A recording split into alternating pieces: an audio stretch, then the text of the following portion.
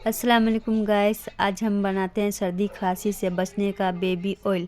Baby oil बनाने के लिए सरसों का तेल को गरम करेंगे, उसमें लहसुन की कलियां डाल देंगे, अजवाइन को डालेंगे। उसके बाद 2-3 सेकेंड ही हल्की आंचों में इसे हल्का ब्राउन कर लेंगे। जब हल्का ब्राउन हो जाए तो लहसुन की कलियां निकाल के चेक करके इधर ठंडा होने के लिए रख देंगे। जब ठंडा हो जाए तो छेकनी से छेक लेंगे। अब बेबी को हल्के हाथों से मसाज करके पैरों में, हाथों में, छाती में, पीठ में अच्छा से मसाज कर देंगे। बेबी को सर्दी खांसी ना हो तो भी लगाएं तो ये फ़ायदेमंद होगा।